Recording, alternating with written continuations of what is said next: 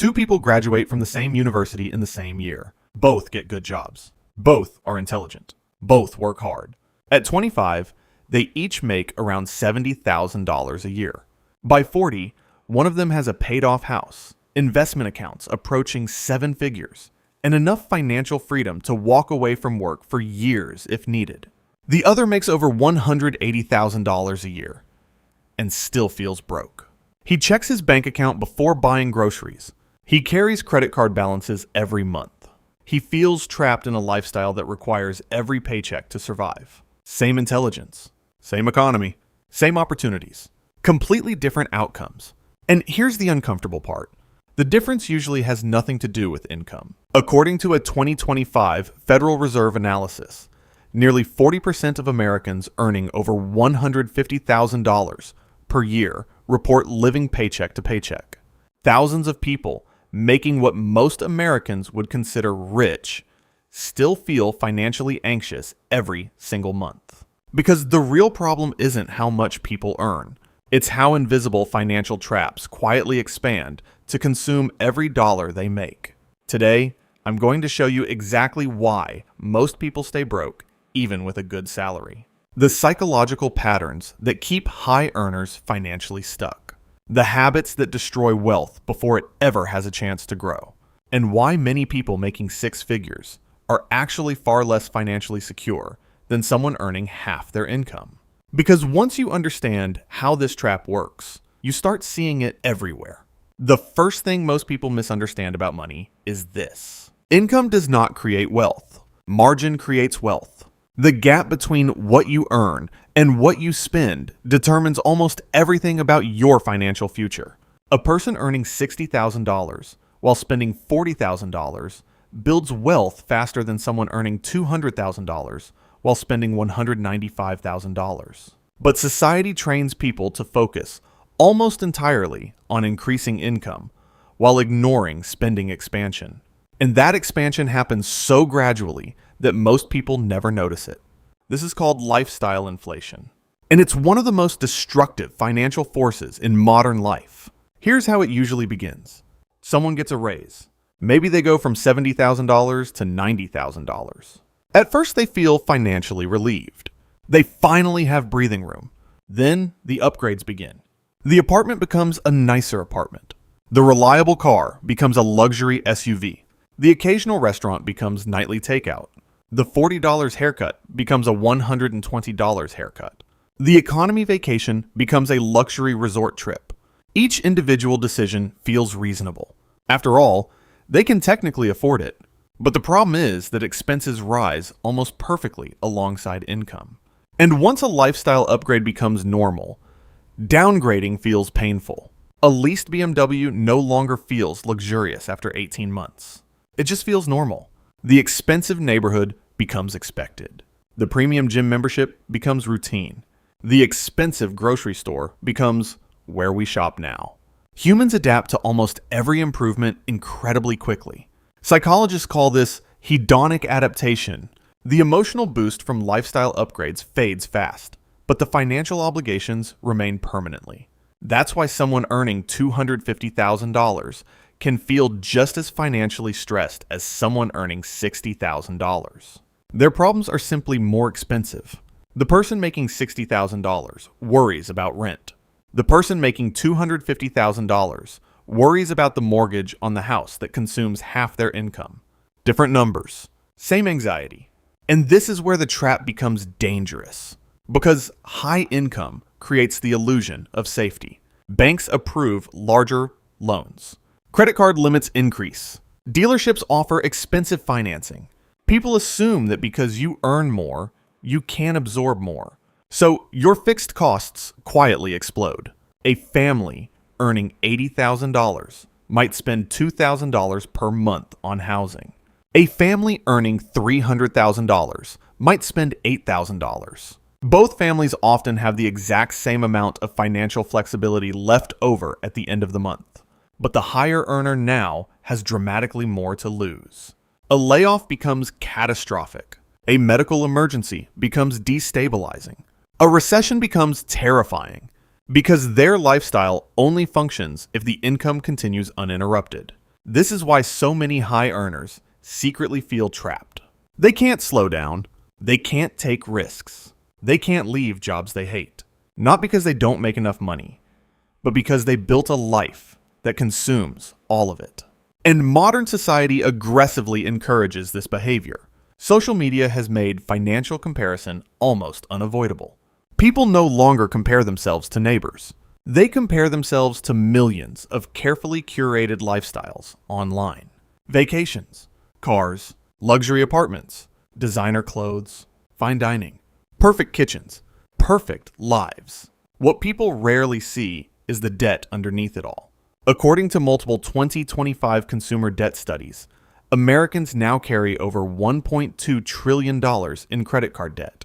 Even among high-income households, revolving debt continues rising every year because appearance has become more important than stability. People finance lifestyles they haven't actually earned yet. And the system is designed to make this easy. Buy now, pay later, 0% financing, 72-month car loans, subscription services, monthly payments. Everything is structured to reduce the psychological pain of spending. A $4,000 purchase feels expensive. $87 per month feels harmless. But eventually people wake up with dozens of recurring payments, silently draining their income every month. Streaming services, car payments, luxury gym memberships, financed phones, subscriptions they forgot existed, food delivery habits, credit card interest. Individually, none of them seem catastrophic. Together, they create financial suffocation. And here's what makes this even worse. Most people dramatically underestimate how much small recurring expenses compound over time. Someone spending an extra $1,500 monthly, maintaining a higher lifestyle, doesn't just lose $18,000 annually. They lose the future growth that money could have created.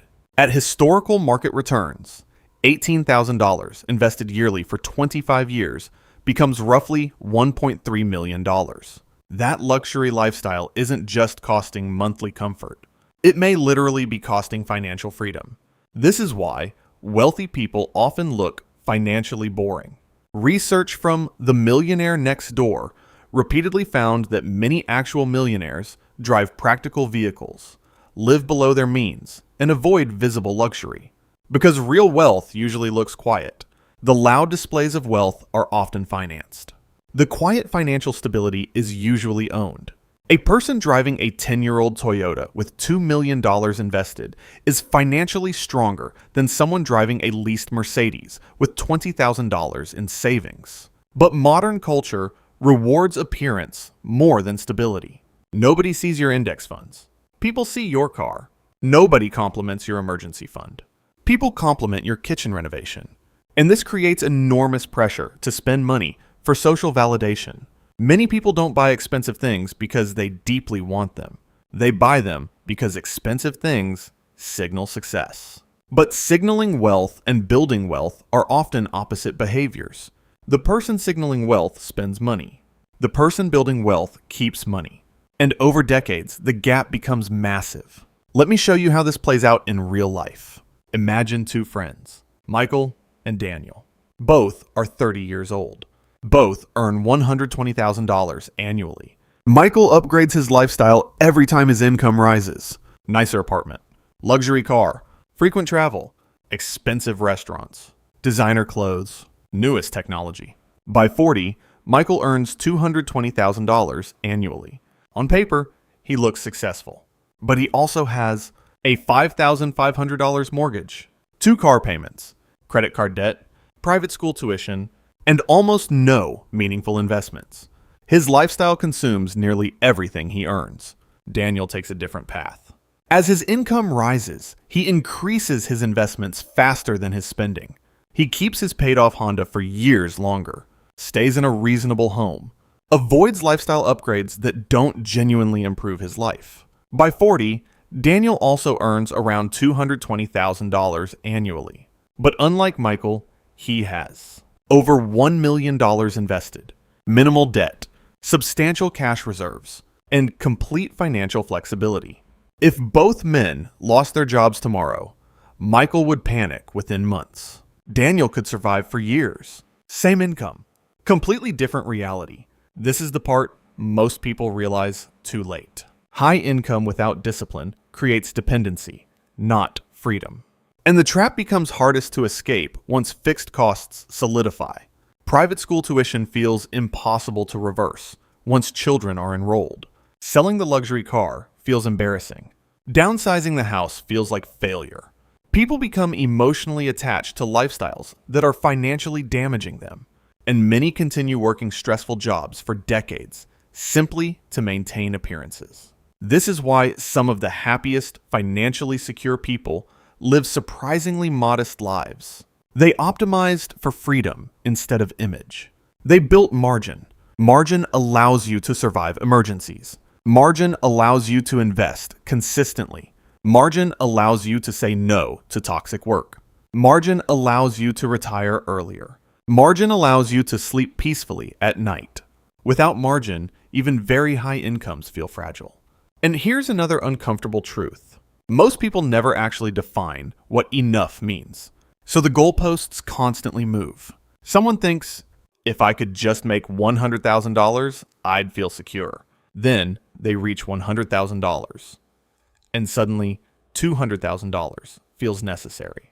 Then $300,000. Then a bigger house. Then more status. Then better schools. The target keeps moving forever because they were never chasing security.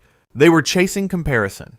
And comparison has no finish line. This is why people making $500,000 can still feel financially anxious. Not because $500,000 is insufficient, but because expectations expanded faster than satisfaction. The irony is that many people could dramatically improve their financial lives without earning another dollar. Not through extreme frugality, not through deprivation, simply by refusing to let every raise become permanent lifestyle expansion.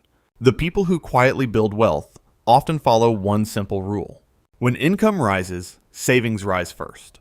Lifestyle rises last.